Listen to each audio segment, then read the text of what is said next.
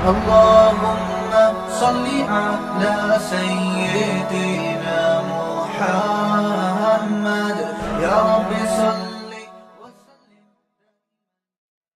بسم اللہ الرحمن الرحیم. سورہ ہود کا رکوع نمبر 10 یعنی آخری رکوع اور 12ویں پارے کا بھی رکوع نمبر 10، اس کا لفظی ترجمہ مختصر گرامر کے ساتھ ہو چکا تھا. آج میں انشاءاللہ اس کی تفصیل شروع کروں گا. اعوذ باللہ من الشیطان الرجیم. بسم اللہ الرحمن الرحیم.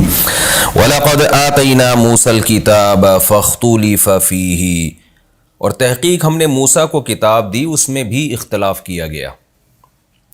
آپ کو معلوم ہے سورہ ہود میں اللہ نے پیغمبروں کے واقعات تفصیل سے بیان کیے اور ترتیب سے بیان کیے. اس کے بعد قرآن کہہ رہا ہے کہ اللہ نے اتنے دلائل قائم کیے، اتنے واقعات بیان کیے، تو قرآن میں پھر بھی لوگ اختلاف کر رہے ہیں. تو آپ پریشان مت ہوں، ہم نے موسیٰ کو بھی کتاب دی تھی، اس میں بھی لوگوں نے اختلاف کیا. یہاں اختلاف کا مقصد یہ نہیں کہ تفسیر میں اختلاف کیا، مطلب یہ کسی نے مانا اس کتاب کو اور کسی نے نہیں مانا. بہت سے لوگ تھے جنہوں نے نہیں مانا. وَلَوْلَا كَلِمَةٌ سَبَقَتْ مِنْ رَبِّكَ لَقُضِيَ بَيْنَهُمْ، اللہ چاہتا تو عملی فیصلہ فوراً کر دیتا. موسیٰ کلیم اللہ کو کتنے معجزے دیے گئے، کتنی واضح نشانیاں دی گئیں، دنیا کے سامنے فرعون کو غرق کیا گیا، جادوگروں سے مقابلہ کرایا گیا. یہ دلائل کافی تھے لوگوں کے سمجھنے کے لیے. لوگ یقین کر لیتے کہ موسیٰ کو جو کتاب دی جا رہی ہے واقعی وہ اللہ کی طرف سے ہے اور موسیٰ اللہ کے سچے پیغمبر ہیں. یہ کافی تھا یقین کر لینے کے لیے. ان سب معجزوں کو دیکھنے کے بعد بھی کچھ لوگ کہہ رہے ہیں کہ تورات اللہ کی کتاب نہیں ہے اور موسیٰ سچے پیغمبر نہیں ہے. تو ہونا یہ چاہیے تھا کہ اللہ ان کے درمیان اسی وقت عملی فیصلہ کر دیتا، اور جو اس زمانے میں کافر تھے، موسیٰ کی کتاب کے منکر تھے، ان سب کو اللہ ہلاک کر دیتا. لیکن اللہ نے ایسا نہیں کیا. کیوں؟ وَلَوْلَا كَلِمَةٌ سَبَقَتْ مِنْ رَبِّكَ، ایک کلمہ ہے جو تیرے رب کی طرف سے سبقت لے جا چکا ہے. وہ کلمہ کیا ہے؟ کہ ایک وقت ہے حساب و کتاب کا. یہ اللہ نے اپنے اوپر یہ بات لکھ دی ہے کہ اصل حساب و کتاب آخرت میں ہوگا. دنیا دار العمل ہے، دار الجزا نہیں ہے. تو اگر وہ بات نہ ہوتی جو تیرے رب نے پہلے لکھ دی ہے، پہلے سبقت لے جا چکی ہے، تو لَقُضِيَ بَيْنَهُمْ، لوگوں کے درمیان فیصلہ کر دیا جاتا. زبان سے تو اللہ فیصلہ کر دیتا ہے، بتا دیتا ہے کہ حق کیا ہے باطل کیا ہے، لیکن عملی فیصلہ بھی اللہ کر کے دکھا دیتا. وَإِنَّهُمْ لَفِي شَكٍّ مِّنْهُ مُرِيبٍ، اور یہ لوگ اے نبی جو آپ پر کتاب نازل ہوئی ہے نا، تو آپ کی قوم بھی لفی شک منہ، اس کتاب سے شک میں پڑے ہوئے ہیں. مریب جس نے ان کو تردد میں ڈالا ہوا ہے. تو یہ بھی وہی کام کر رہے ہیں جو موسیٰ کے ساتھ انسانوں نے کیا تھا علیہ السلام کے ساتھ. لیکن اصول کیا ہے اللہ کا؟ وَإِنَّ كُلًّا، بے شک سب کے سب جتنی قومیں ہیں، جتنے لوگ ہیں، لما تاکید کے لیے، لَيُوَفِّيَنَّهُمْ رَبُّكَ أَعْمَالَهُمْ، ضرور بھی ضرور تیرا رب ان کے اعمال کا پورا پورا بدلہ ان کو چکا کے چھوڑے گا. ایسا نہیں ہو سکتا کہ اللہ نے اس کائنات کو بنایا فنا ہونے کے لیے اور انسان کو بنایا موت کے لیے. نہ نہ نہ، جو کچھ یہ کر رہے ہیں، حق کا انکار کر رہے ہیں، تو اس کا ان کو بدلہ پورا پورا ملے گا. پچھلی امتوں کے واقعات سے تم استدلال کر لو، واقعات کو دیکھ کر یقین کر لو. انہ بما یعملون خبیر، بے شک وہ اللہ باخبر ہے ان اعمال سے جو اعمال یہ لوگ کر رہے ہیں. اب سورت کا چونکہ آخری ہے نا، تو اینڈ ہو رہا ہے، تو اللہ تعالیٰ پیغمبر صلی اللہ علیہ وسلم کو یہ پورے واقعات سنا کے اللہ فرماتے ہیں فاستقم کما امرتا. بس اے محمد صلی اللہ علیہ وسلم آپ قائم رہیے استقامت کے ساتھ. استقیم کا معنی استقامت سے ڈٹے رہیے جیسے کہ اللہ نے آپ کو حکم دیا ہے. آپ نے دین سے پیچھے نہیں ہٹنا. پوری قوم ایک طرف، آپ نے اس کی مخالفت کے باوجود ایک انچ بھی پیچھے نہیں جانا. آپ بھی قائم رہیے. وَمَن تَابَ مَعَكَ، اور جو لوگ آپ کے ساتھ توبہ کر چکے ہیں، آپ کے ساتھ اللہ کی طرف مائل ہو چکے ہیں، وہ سب کے سب کو اللہ آرڈر دے رہا ہے. قیامت تک آنے والے انسانوں کو، ہر شخص کو فردن فردن اللہ حکم دے رہا ہے فاستقم، آپ سب دین پر ڈٹ جاؤ. موجودہ حالات کو دیکھ کر، کافر کی ترقی کو دیکھ کر، اس کے پھلنے پھولنے کو دیکھ کر متاثر مت ہو. وَلَا تَطْغَوْا، اور سرکشی زمین میں مت کرو. کیونکہ جو کافر ہے، جو خدا کو نہیں مانتا، قرآن کا انکار کرتا ہے، وہ تو زمین میں سرکشی کر رہا ہے، وہ اللہ کی حدود کو کراس کر رہا ہے. تم نے یہ کام نہیں کرنا، تم نے استقامت کے ساتھ دین پر چلنا ہے. انہ بما تعملون بصیر، بے شک تم جو کچھ کر رہے ہو اللہ اس سے باخبر ہے۔ یہ ایک موٹیویشن ہے کہ اللہ ہم پورا ماحول ہمارے خلاف، پوری دنیا ہمارے خلاف، ہم دین پر مضبوطی سے چلیں تو ہم تو تنہا رہ جائیں گے۔ تو اللہ نے بتا دیا تم تنہا نہیں ہو، تمہارا رب جو کچھ تم کر رہے ہو اس سے باخبر ہے۔ جیسے کہ قوم عاد سے باخبر تھا، قوم سمود سے باخبر تھا، وہ قومیں سمجھ رہی تھی کہ ہمارا رب ہمیں نہیں دیکھ رہا، تو اللہ باخبر تھا اور اللہ نے کیسا انتقام لیا۔ وَلَا تَرْكَنُوا إِلَى الَّذِينَ ظَلَمُوا، اور مائل مت ہو ان لوگوں کی طرف جو ظالم ہیں۔ یہاں ظلم سے مراد یہ ظلم نہیں ہے جو لوگ ظلم کر رہے ہوتے ہیں، وہ بھی اس میں داخل ہے۔ مراد کیا ہے؟ شرک، باطل نظریات۔ تمام مفسرین اس کی یہی تفسیر کرتے ہیں کہ اس سے مراد ہے جو باطل لوگ ہیں نا، جو اسلام کو نہیں مانتے، ان کی طرف ذرہ برابر بھی مائل مت ہو۔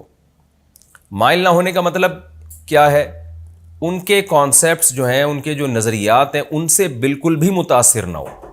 اس کی مثال ایسے جیسے آج کل اتحاد بین المذاہب کی بہت باتیں ہوتی ہیں کہ تمام مذاہب میں اتحاد پیدا کیا جائے، تمام مذاہب کو ایک دوسرے کے قریب کیا جائے۔ تو اگر اس دعوت کا مطلب یہ ہو کہ تمام مذاہب میں جو شدت اور نفرت کا ماحول ہے اسے ختم کیا جائے تو اس کے تو ہم بھی قائل ہیں۔ لیکن اگر اس کا یہ مطلب ہے کہ جو باؤنڈری اسلام نے کھینچی ہے کہ ایک اسلام کی باؤنڈری ہے، اس سے آپ کو باہر نکلنے کی اجازت نہیں ہے، اور آپ تمام مذاہب کو ملا کے کھچڑی بنانا چاہتے ہیں کہ اسلام ان باطل نظریات کو بھی قبول کر لے جو دیگر مذہبوں کے پاس ہیں، تو یہ ممکن نہیں ہے۔ یہی مطلب ہے اس آیت کا کہ وَلَا تَرْكَنُوا إِلَى الَّذِينَ ظَلَمُوا، ان ظالموں کی طرف تمہیں ذرہ برابر بھی مائل ہونے کی اجازت نہیں ہے، ان کے باطل نظریات کو ذرہ برابر بھی قبول کرنے کی اجازت نہیں ہے۔ یہی وجہ ہے کہ رسول اللہ صلی اللہ علیہ وسلم نے ہمیں مذہبی رسومات میں غیر مسلموں کی رسومات سے کنارہ کشی کا حکم دیا ہے، کیونکہ اگر آپ ان کی مذہبی رسومات میں ان کے ساتھ جوڑ پیدا کرنے کے لیے شریک ہو جاتے ہیں تو اس کا مطلب کچھ وقت کے بعد یہ ایک عام آدمی کو، ایک نیوٹرل آدمی کنفیوز ہو جائے گا کہ اسلام کیا ہے اور کرسچینٹی کیا ہے، ہندوازم کیا ہے، سکھ کیا ہے، مسلمان یہ بھی کر رہے ہوتے ہیں، وہ بھی یہ کر رہے ہوتے ہیں، تو کنفیوژن پیدا ہو جائے گی۔ اس لیے قرآن نے کہا کہ یہ جو اسلام کے جو بیسک نظریات ہیں یہ بالکل اسلام اس میں 2 اور 2 4 کی طرح حق پر ہے، اس میں آپ کو کبھی بھی غیر مسلم کی طرف مائل ہونے کی قطعاً اجازت نہیں ہے۔ ہم عقیدہ توحید کے قائل ہیں، ہم حضرت عیسیٰ کو اللہ کا بیٹا کسی صورت میں نہیں کہہ سکتے، ہماری نظر میں یہ بہت بڑا جرم ہے۔ ہم عقیدہ توحید کے ماننے والے، ہم کسی مندر میں جا کے کسی بت کے سامنے نہیں جھک سکتے، کچھ بھی ہو جائے۔ کوئی موت کے خوف سے جھک جائے تو ایک الگ بات ہے، وہ تو اللہ نے کلمہ کفر کی اجازت دے دی، لیکن جوڑ پیدا کرنے کے لیے یا مذاہب کو قریب لانے کے لیے کوئی ہم سے شرک پر بیان کروا دے کہ ہم شرک کو پروموٹ کرنا شروع کر دیں، یا ہم 5 نمازوں میں ایک نماز کی نفی کر دیں، یا ہم رمضان کے روزے کو دائیں بائیں کر دیں، یہ نہیں ہو سکتا۔ وَلَا تَرْكَنُوا إِلَى الَّذِينَ ظَلَمُوا، قرآن کہتے ہیں نہ ذرہ برابر بھی مائل نہیں ہونا۔ اگر تم مائل ہوئے تو ہوگا کیا؟ فَتَمَسَّكُمُ النَّارُ، تمہیں بھی آگ چھوئے گی، جو وہ آگ جو اللہ نے کافر کے لیے بنائی ہے۔ وَمَا لَكُم مِّن دُونِ اللَّهِ مِّنْ أَوْلِيَاءَ، اور تمہارے لیے پھر اللہ کے سوا کوئی دوست بھی نہیں ہوگا۔ یہ بھی قرآن نے اشارہ کر دیا کہ جب آپ غیر مسلم کے نظریات کی طرف مائل ہوتے ہیں تو دوستی بڑھانے کے لیے ہوتے ہیں، مقصد آپ کا یہ ہوتا ہے کہ فرینڈ شپ والا ماحول بن جائے، لوگ آپ کو ایکسیپٹ کر لیں، قبول کر لیں۔ تو اس میں اللہ نے بتا دیا کہ دنیا تمہارا دوست تمہاری دوست بن جائے گی، لیکن اللہ تمہارا دوست نہیں بنے گا، اور قیامت کے دن پھر اللہ کے سوا کوئی ایسا دوست نہیں ہوگا جو تمہاری مدد کر سکے۔ تو سب سے پہلے اللہ ہے، مخلوق بعد میں ہے۔ ثم لا تنصرون، کوئی اللہ کے سوا دوست نہیں ہوگا، پھر تمہاری مدد بھی نہیں کی جائے گی۔ وَأَقِمِ الصَّلَاةَ طَرَفَيِ النَّهَارِ وَزُلَفًا مِّنَ اللَّيْلِ إِنَّ الْحَسَنَاتِ يُذْهِبْنَ السَّيِّئَاتِ۔ عقیدے کے بعد اسلام میں سب سے اہم حکم نماز کا ہے، اور یہ صورت بھی مکہ میں نازل ہوئی، تو تسلی کے لیے بھی نماز پڑھنا بہت ضروری ہے، اس سے انسان کو صبر کی توفیق ملتی ہے، اور انسان سے جو کوتاہیاں ہو جاتی ہیں وہ بھی معاف ہوں گی نماز کے ذریعے۔ تو رسول اللہ صلی اللہ علیہ وسلم کو اور قیامت تک آنے والے اہل اسلام کو خطاب کیا جا رہا ہے کہ نماز قائم کرو طرفی النہار، دن کے دونوں کناروں پہ، وزلفا من اللیل، اور رات کے حصوں میں بھی۔ اس میں نے بتایا تھا کہ تفسیر میں مختلف آراء ہیں کہ دونوں کناروں سے کیا مراد ہے۔ بعض نے کہا کہ فجر اور مغرب، فجر اور عصر یہ 2 کنارے ہیں، اور رات کی نمازوں سے مراد جو ہے وہ مغرب اور عشاء، تو اس میں ظہر نہیں آئے گی. پھر بعض نے کہا کہ نہیں، دن کے کناروں سے، اس میں یعنی دن کے کناروں سے مراد ہے جو دن کی جتنی بھی نمازیں ہیں وہ اس میں داخل ہیں، اور رات کے نمازوں میں مغرب عشاء داخل ہیں. مختلف آراء ہیں، ہمیں اس بحث میں نہیں پڑھنا، کیونکہ 5 نمازوں کا جو ثبوت ہے وہ بہرحال ہمیں قرآن کی دوسری آیات سے اور حدیثوں میں تو بہت ہی وضاحت کے ساتھ ملتا ہے. تو اللہ میاں نے ہمیں اس آیت کا یہ جو طرز اختیار کیا گیا دن کے دونوں کناروں پہ، مقصد یہ ہے کہ آپ نے نماز پابندی سے مختلف اوقات میں قائم کرنی ہے. جب بھی اس کائنات میں سورج کی روشنی کے لحاظ سے کوئی بڑا تغیر ہوتا ہے تو اس وقت نماز کا وقت واقع ہو جاتا ہے. تو دن کے دونوں کناروں میں جو سرسری غور سے ہمیں پتہ چلتا ہے، اس سے فجر اور عصر مراد ہے، کیونکہ یہ نمازیں اکثر کناروں پر ہوتی ہیں. تو ظہر کا اس میں تذکرہ نہیں ہے، وہ دیگر آیات سے اور دیگر احادیث سے ثابت ہے. اور زلفا من اللیل، رات کے حصوں میں اس میں مغرب اور عشاء داخل ہے. اور اگر ہم اس کو مغرب کو اس سے خارج کر دیتے ہیں تو پھر عشاء کی نماز اس میں داخل ہے اور تہجد کی نماز داخل ہے. پھر یہ استحبابی حکم ہوگا، ان الحسنات یذہبن السیئات، بے شک نیکیاں وہ برائیوں کو کھا جاتی ہیں. کیا مطلب؟ اگر آپ سے شریعت پر عمل کرنے میں کوئی تھوڑی بہت کوتاہی ہو بھی گئی تو نماز اس کوتاہی کی تلافی کا ذریعہ بن جائے گی. بہت ساری احادیث میں یہ مضمون وارد ہوا ہے کہ ہم سے جو صغیرہ گناہ دن اور رات میں ہوتے رہتے ہیں، نماز کے ذریعے اللہ ان گناہوں کو معاف کر دیتا ہے. ان میں بہت ساری واقعات ہیں، بڑے دلچسپ واقعات بھی، ان کی طرف میں جاؤں گا تو ہماری تفسیر کا جو اصل جو وہ مقصد ہے وہ رہ جائے گا. تو مضمون بہت ساری احادیث میں ہے. اس لیے علماء کہتے ہیں کہ کبھی بھی آپ سے گناہ ہو تو توبہ بھی کریں اور 2 رکعت نماز بھی پڑھیں اور صدقہ خیرات بھی کریں، کیونکہ حدیث میں آتا ہے کہ صدقے سے اللہ کا غضب ٹھنڈا ہوتا ہے. تو اس لیے جب بھی کوئی خدا نخواستہ گناہ ہو جائے تو آپ نے توبہ بھی کرنی ہے، 2 رکعت نماز بھی پڑھنی ہے اور کچھ نہ کچھ صدقہ بھی کرنا ہے. ذالک ذکری للذاکرین، فرمایا کہ یہ نصیحت ہے نصیحت حاصل کرنے والوں کے لیے. واصبر، اور اے محمد صلی اللہ علیہ وسلم آپ صبر کیجئے. فإن اللہ لا یضیع اجر المحسنین، اللہ اچھا عمل کرنے والوں کے اجر کو ضائع نہیں کرتا. صبر سے آپ اس پر قائم رہیے. فلولا کان من القرون من قبلکم اولو بقیۃ ینہون عن الفساد فی الارض. اب چونکہ پچھلی امتوں کے بہت سارے واقعات اللہ نے بیان کیے نا، تو اب اللہ اس امت کو جھنجھوڑ رہے ہیں کہ دیکھو پچھلی امتوں میں ایسے عقل مند لوگ کیوں نہیں گزرے جنہوں نے دیگر لوگوں کو زمین میں فساد سے روکا. ایسا کیوں نہیں ہوا؟ الا قلیلا، سوائے چند لوگوں کے، ممن انجینا منہم، جن کو ہم نے نجات دے دی تھی. ایک بڑی تعداد میں ایسے لوگ کیوں نہیں گزرے؟ جب نوح علیہ السلام نے قوم کو دعوت دی، تھوڑے سے لوگ تھے جو فساد سے روک رہے تھے، میجورٹی تو فساد میں مبتلا تھی. جب ہود علیہ السلام نے قوم عاد کو دعوت دی ہے، تھوڑے سے لوگ ہود علیہ السلام کے ساتھ تھے، میجورٹی تو خود گناہ کر رہی تھی، روکنا تو دور کی بات. تو یہ ہر قوم میں ایسا کیوں ہوا ہے؟ اللہ کہتے ہیں ایسا کیوں نہیں ہوا کہ ٹھیک ہے کچھ لوگ گناہ کر رہے ہوتے تو بہت سے ان کو روکنے والے بھی تو ہوتے، بہت سے معاشرے کی اصلاح میں بھی تو لگے ہوئے ہوتے. تو ایسا کیوں نہیں ہوا؟ آگے قرآن میں اگلی آیتوں میں آ رہا ہے کہ تیرا رب اس بستی کو کبھی بھی ہلاک نہیں کرتا کہ جس میں اصلاح کرنے والے لوگ بھی موجود ہوں.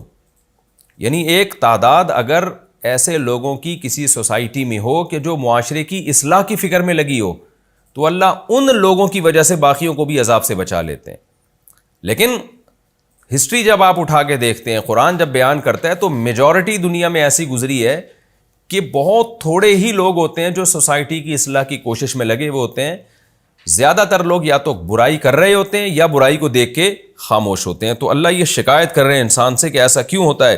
وَاتَّبَعَ الَّذِينَ ظَلَمُوا مَا أُتْرِفُوا فِيهِ، اور ظالم لوگ جو ہے وہ اتباع کرتے ہیں مَا أُتْرِفُوا فِيهِ، اس لائف کو جس میں وہ خوشحال ہوتے ہیں، اسی لائف کے پیچھے چل رہے ہوتے ہیں. وَكَانُوا مُجْرِمِينَ، اور وہ مجرم بھی تھے. وَمَا كَانَ رَبُّكَ لِيُهْلِكَ الْقُرَىٰ، اور تیرا رب ایسا نہیں ہے کہ وہ بستیوں کو ہلاک کر دے بظلم، ان کی ناانصافی کی وجہ سے، وَأَهْلُهَا مُصْلِحُونَ، اور وہ بستی والے اصلاح میں لگے ہوئے ہوں.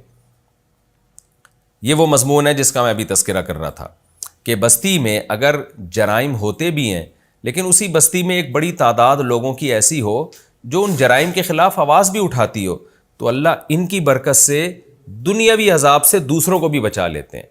تیرا رب ایسا ہے ہی نہیں کہ کسی بستی میں اصلاح کی کوششیں ہو رہی ہوں اور اللہ اس بستی کو ہلاک کر دے. تو اگر کوئی بستی عذاب کی وجہ سے ہلاک ہو رہی ہے تو سمجھ لیں کہ یا تو اس میں اصلاح کی کوشش کرنے والے لوگ ہی نہیں ہیں یا وہ بہت ہی منورٹی میں ہے. جیسے نوح علیہ السلام کے مقابلے میں تو ساری قوم تھی اور 40-50 لوگ ایمان لے کر آئے, تو بہت ہی منورٹی میں. اس آیت سے ہمیں یہ بھی پتہ چلتا ہے کہ ہم اگر اپنے کنٹری کو, اپنی قوموں کو, اپنے جو ہے ملک کو یا اپنے علاقے کو اللہ کے عذاب سے بچانا چاہتے ہیں, تو اگر ہم گناہ ختم نہیں بھی کر سکتے, برائی ختم نہیں بھی کر سکتے, تو اس کے خلاف کم از کم ہم مؤثر آواز اٹھائیں. اگر ہم ایک جاندار آواز اٹھاتے ہیں نا تو اللہ کے غضب کو ٹالنے کے لیے یہ بھی کافی ہے. اللہ اس پہ بھی قوموں سے عذاب کو دور کر دیتا ہے کہ چلو ایک طرف برائی عروج پر ہے لیکن دوسری طرف برائی کو ختم کرنے والی تحریکیں بھی تو عروج پر ہیں. تو قرآن میں کیسے اللہ نے یہ آیت بیان کی, وَمَا كَانَ رَبُّكَ لِيُهْلِكَ الْقُرَىٰ بِظُلْمٍ, تیرا رب ایسا ہے ہی نہیں کہ کسی بستی کو ظلم کی وجہ سے, ناانصافی کی وجہ سے ہلاک کر دے, وَأَهْلُهَا مُصْلِحُونَ, اور اس کی بستی والے جو ہیں وہ اصلاح میں لگے ہوئے ہوں. تو ایسا ہو ہی نہیں سکتا کہ تیرا رب بستی کو ہلاک کر دے. تو ہمارے لیے بہت بڑی موٹیویشن ہے اس میں کہ اگر دنیا میں جرائم بہت زیادہ بڑھ رہے ہیں تو اگر ہم ان جرائم کو ختم کرنے والی, ان کے خلاف آواز اٹھانے والی تحریکوں میں جان ڈال دیں تو اتنا بھی کافی ہے اللہ کے غضب کو زمین سے ٹالنے کے لیے. وَلَوْ شَاءَ رَبُّكَ لَجَعَلَ النَّاسَ أُمَّةً وَاحِدَةً, اگر تیرا رب چاہتا تو تمام لوگوں کو ایک امت بنا دیتا. یہ اختلافات ہوتے ہی نہیں. ایک سوال پیدا ہوتا ہے نا, اتنی بستیاں آئیں, کچھ ایمان والے, کچھ کافروں کو تباہ کیا گیا, پھر نبی صلی اللہ علیہ وسلم کے دور میں بھی ایک دعوت چل رہی ہے, ایک طرف مخالفت بھی عروج پر ہے. تو اللہ نے تسلی دی کہ اللہ چاہتا, یہ مضمون قرآن میں بارہا آیا ہے, یہاں بھی آیا ہے کہ اگر تیرا رب چاہتا تو سب کو زبردستی ایک ہی امت بنا دیتا. سارے نیک شریف شرفا ہوتے, دنیا میں کوئی جرم نہ ہوتا. اللہ کے ہاتھ میں تو لوگوں کے دل ہیں, وہ چاہتا ان کو ہدایت کی طرف پھیر دیتا. لیکن قرآن کہتا ہے وَلَا يَزَالُونَ مُخْتَلِفِينَ, اے محمد صلی اللہ علیہ وسلم ہم آپ کو بتا رہے ہیں کہ ایسا ہوگا نہیں کبھی بھی. سارے نیک نہیں ہو سکتے, یہ ہمیشہ اختلاف کرتے رہیں گے. کیا مطلب؟ نیک لوگ رہیں گے اور کچھ ان سے اختلاف کرتے رہیں گے. دونوں طرح کے فریق ہمیشہ چلتے رہیں گے. الا من رحم ربک, ہاں اختلاف وہ نہیں کرے گا جس پر تیرا رب رحم کرے گا. وہ دین حق سے اختلاف نہیں کرے گا بلکہ دین حق سے اتفاق کرے گا. وَلِذَلِكَ خَلَقَهُمْ, اب سوال پیدا ہوتا ہے اللہ نے ایسا کیا کیوں ہے؟ اللہ سب کو زبردستی جنت میں بھیج دے, اللہ سب کو زبردستی سب کے دلوں میں ہدایت ڈال دے, سب کے دلوں کو چینج کر دے, اپنی طرف لے آئے, تو یہ کیوں اللہ نے ایسا نظام بنایا ہے کہ آدھے ادھر جا رہے ہیں آدھے ادھر جا رہے ہیں؟ اللہ نے فرمایا وَلِذَلِكَ خَلَقَهُمْ, اللہ نے پیدا ہی اسی لیے کیا ہے, اسی اختلاف کے لیے تو اللہ نے پیدا کیا ہے. اما شاکرن و اما کفورا, سورہ دہر میں ہے نا کہ اللہ نے تمہیں آزمائش کی صلاحیت رکھی تمہارے اندر تاکہ وہ دیکھنا چاہتا ہے کون شکر گزار بنتا ہے اور کون ناشکرہ بنتا ہے. اگر زبردستی ہی اللہ سب کے دلوں کو ہدایت پہ لے آئے, سارے نیک بن جائیں, تو اس کائنات کو جو پیدا کرنے کا مقصد ہے کہ یہ کائنات انسان کے لیے بنائی گئی اور انسان کو آزمائش کے لیے پیدا کیا گیا کہ کون اچھا بن کے آتا ہے کون برا بن کے آتا ہے. تو یہ آزمائش اس وقت تک ہو نہیں سکتی جب تک دونوں طرح کے گروپ دنیا میں نہ چلیں, اچھے بھی اور برے بھی. کیونکہ ایک عربی کا مشہور مقولہ ہے تعرف الاشیاء باضدادها, کسی بھی چیز کو نا اس کے اپوزٹ سے پہچانا جاتا ہے. اگر دنیا میں اندھیرے نہ ہوتے تو ہمارے لیے روشنی کی قدر ہمیں نہ ہوتی. ہم سمجھتے کائنات ہے ہی روشن, ہمیں کیا پتہ چلتا کہ روشنی کسے کہتے ہیں. اللہ نے اندھیرا بھی پیدا کیا تاکہ اندھیروں سے نکل کے جب روشنی میں آؤ تو تمہیں روشنی کی قدر ہو. اگر دنیا میں ساری دنیا کا ٹیمپریچر ایک ہی جیسا ہوتا, گرمی ہی ہوتی ہمیشہ, ہمیں کیا پتہ چلتا کہ ہیٹ کیا چیز ہوتی ہے, گرمی کیا چیز ہوتی ہے.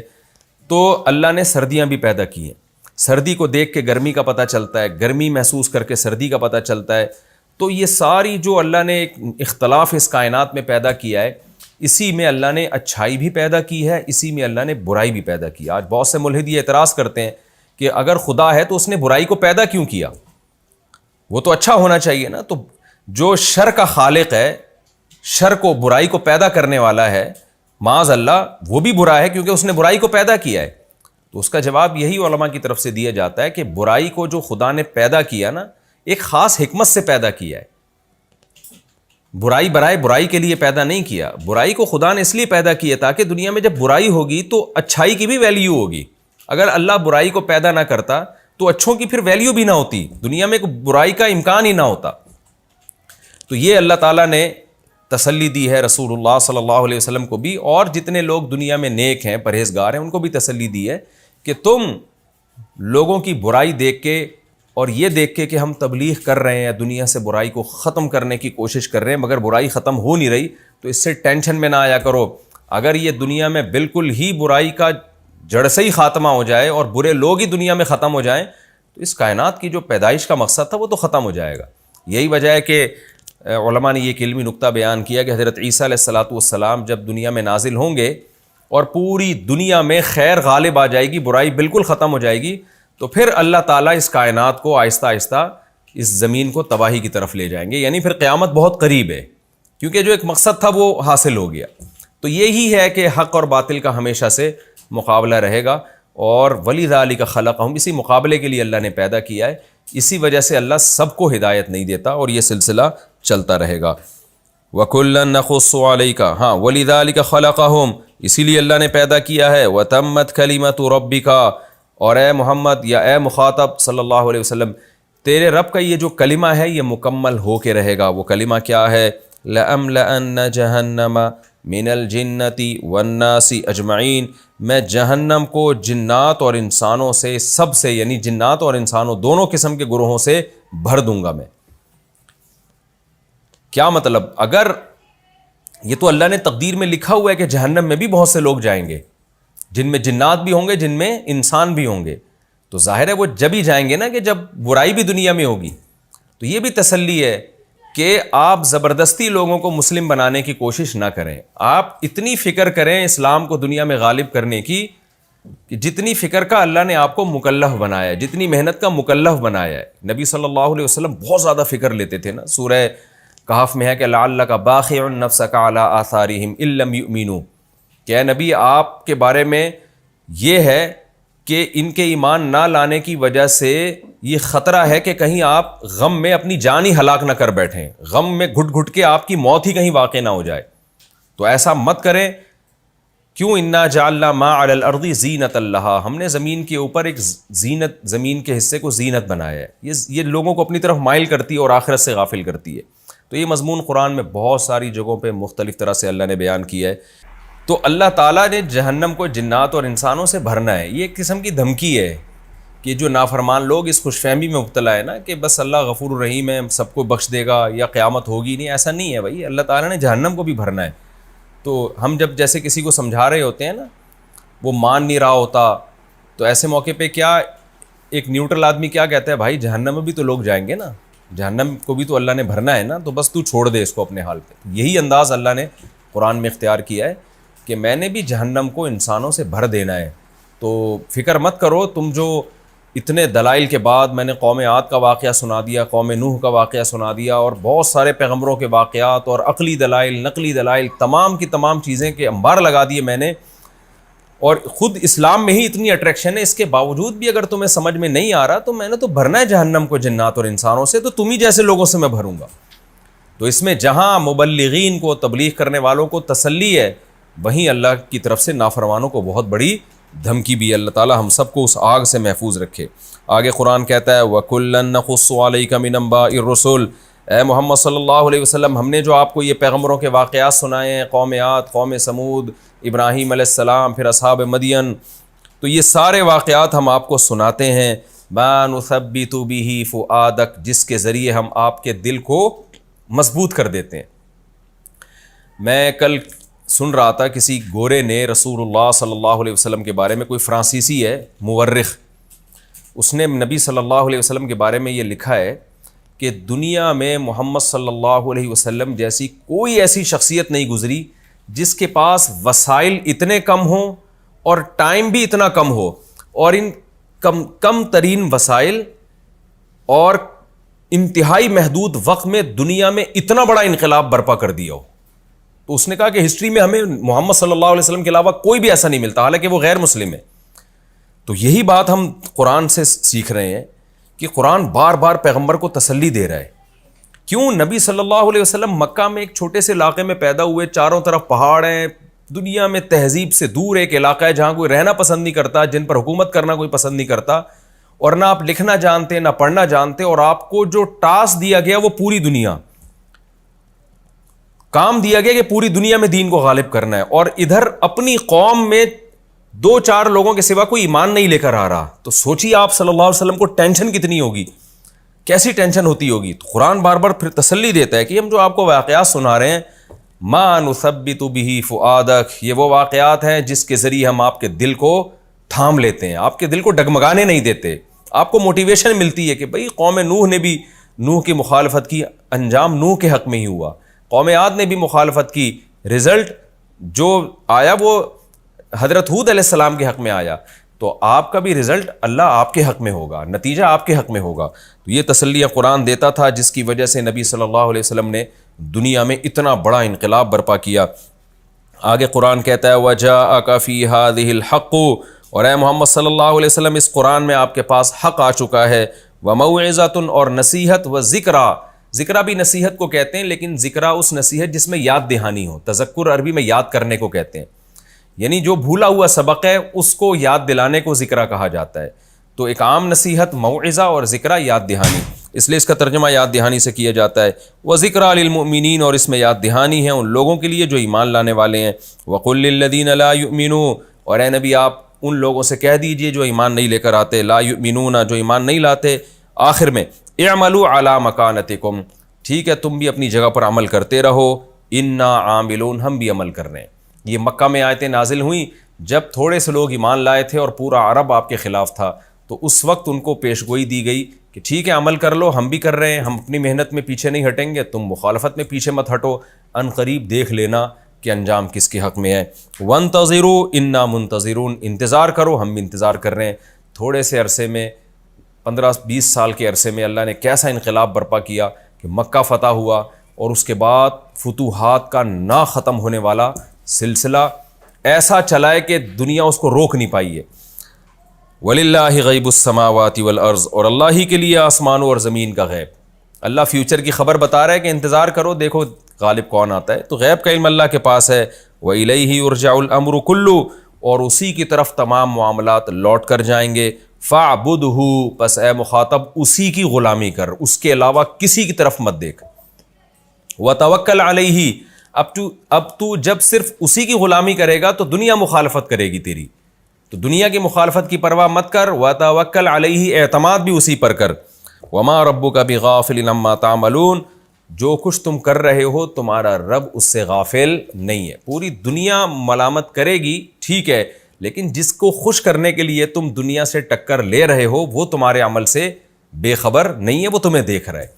اللہ تعالی ہمیں عمل کی توفیق دے۔ یہ ہمارا رکوع الحمدللہ کمپلیٹ ہوا، اس میں ہمیں جو اسباق ملتے ہیں میں 2 منٹ میں خلاصے کے طور پر بیان کر دیتا ہوں۔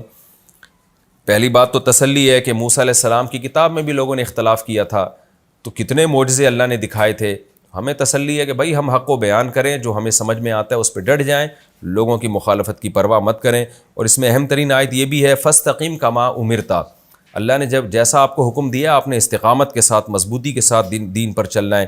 اور اس میں ہمیں ایک حکم یہ بھی دیا گیا ولا ترکنوا الی الذین ظلموا، آپ نے ظالم کی طرف مائل نہیں ہونا، اس کے نظریات کو قبول نہیں کرنا ہے آپ نے۔ تو آج جو ہے نا فرینڈ شپ میں اور دوستی یاری میں دوسرے کے مذہب ہی کو لوگ فالو کرنا شروع کر دیتے ہیں، نہ اس کی آپ کو قطعاً اجازت نہیں ہے۔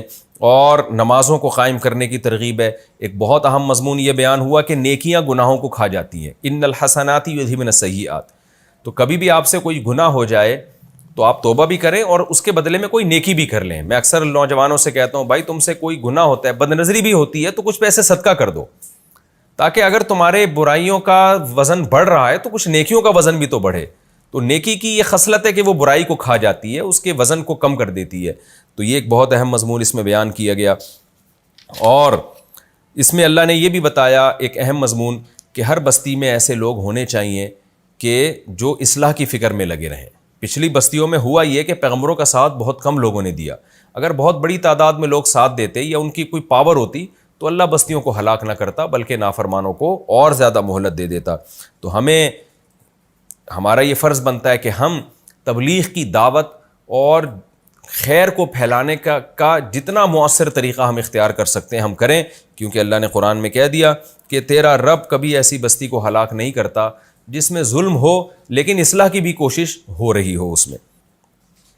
اور اس میں قرآن نے یہ بھی بتا دیا کہ ہم پیغمبروں کے واقعات کیوں سناتے ہیں، ما نثبت بہ فؤادک، یہ دلوں کو مضبوط کرنے کے لیے۔ تو اس سے صرف نبی کا دل مضبوط نہیں ہوتا، جتنے بھی لوگ خیر کے کاموں میں لگے ہوئے ہیں ان سب کو ان واقعات سے بہترین موٹیویشن ملتی ہے اور وہ پھر حق پر ڈٹ جاتے ہیں۔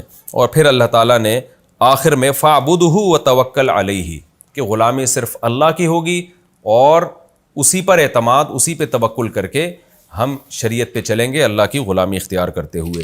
یہ ہماری الحمدللہ سورہ ہود مکمل ہو گئی۔ بہت اہم سورت تھی اور بہت ہی، مجھے جب میں سورہ ہود کی تلاوت کرتا ہوں، ترجمہ میں ظاہر ہے وہ چاشنی نہیں ہوتی، لیکن جب آپ یہ تفسیر کے لیکچر میں ترجمہ اچھی طرح سے سمجھیں گے، اس کے بعد جب آپ سورہ ہود کی تلاوت کریں گے انشاءاللہ اس میں آپ کو بہت لطف آئے گا اور آپ کی روحانی قوت میں انشاءاللہ بہت اضافہ ہوگا۔ اب ہم نئی سورہ شروع کر رہے ہیں، سورہ یوسف۔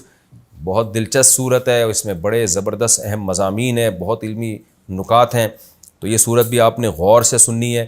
میں بار بار آپ سے کہہ رہا ہوں کہ تفسیر کے لیکچر کو آپ قرآن سامنے رکھ کے سنا کریں، ٹرخائیں نہیں اس کو، اور قرآن بھی ایک ٹائپ کا ہونا چاہیے، 15 لائنوں والا ہو یا 16 لائنوں والا ہو، تو ہمیشہ پھر وہی استعمال کریں۔ ایسا نہیں ہے کہ ایک دن آپ 15 لائنوں والا قرآن لے کے بیٹھے، اگلے دن 16 لائنوں والا، اس سے آپ کو قرآن کا ترجمہ یاد نہیں ہوگا۔ انسان جب ایک ہی جیسے قرآن میں پڑھتا ہے نا تو پھر اس کے دماغ میں لاشعور میں بیٹھ جاتا ہے کہ یہ والا واقعہ یہاں سے شروع ہو رہا ہے، یہ جو آیت ہے یہاں پر اس کا یہ مفہوم ہے۔ اگر آپ روزانہ قرآن چینج کرتے رہیں گے تو آپ کو یہ ترجمہ یاد نہیں ہوگا۔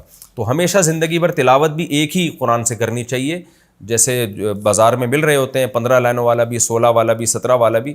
میں نے قرآن حفظ کیا تھا 15 لائنوں والے سے، اس لیے میں جب بھی تلاوت کرتا ہوں 15 لائن والے قرآن سے تلاوت کرتا ہوں، تو اس کا بڑا فائدہ ہوتا ہے۔ تو وہ سامنے رکھا کریں، یہ لیکچر آپ کو بہت فائدہ دیں گے اگر آپ کنٹینیو شروع سے سنتے آ رہے ہیں، تو آپ کو نماز میں قرآن پڑھنے میں، سننے میں مزہ آئے گا، ویسے تلاوت کرنے میں مزہ آئے گا، روحانی قوت میں انشاءاللہ اضافہ ہوگا۔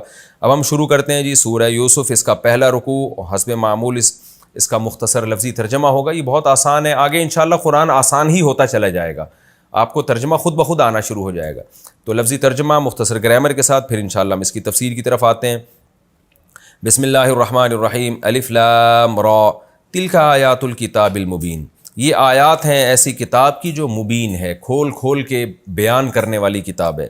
انا انزلناہ، بے شک ہم نے اس کو نازل کیا ہے، قرآناً، قرآن بنا کے، عربیاً، عربی زبان میں، لعلکم تعقلون، تاکہ تم سمجھو۔ عربی میں اس لیے کہ اولین مخاطب عرب تھے، اگر کسی اور زبان میں نازل ہوتا، سوری میں تفسیر کی طرف آ گیا، پہلے ترجمہ کمپلیٹ کر دوں۔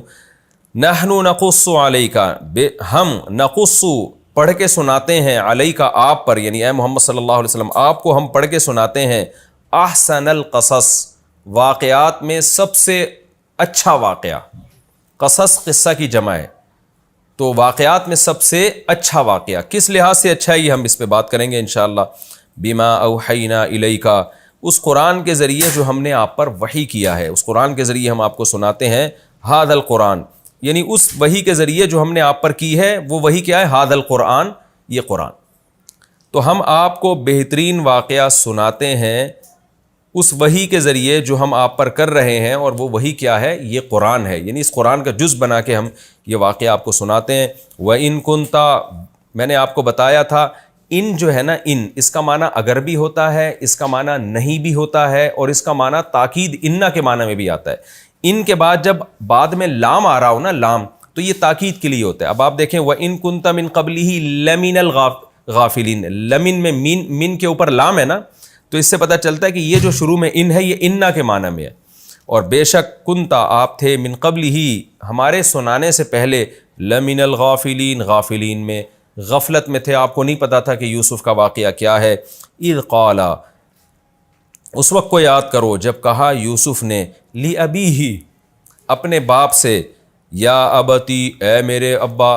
یہ جو یا کے بعد جب تی آتا ہے نا، ابا، اب کے بعد جب تی آتا ہے تو اس کا معنی ہوتا ہے پیارے ابا، یہ محبت کے لیے لفظ لگتا ہے، یا ابتی، اے میرے پیارے ابا، انی رأیت، بے شک میں نے دیکھا، احد عشر کوکبا، 11 ستارے، کوکب ستاروں کو کہتے ہیں، اور سیارہ کہتے ہیں جو چلتے ہوئے ستارے ہوتے ہیں نا، والشمس والقمر، اور سورج اور چاند کو میں نے دیکھا، رأیتہم، دوبارہ تکرار کیا، میں نے ان سب کو دیکھا، لی ساجدین، یہ سجدہ کر رہے ہیں، لی میرے لیے، قال یا بنیا، تو یوسف کے والد نے کہا یا بنیا، اے میرے پیارے بچے.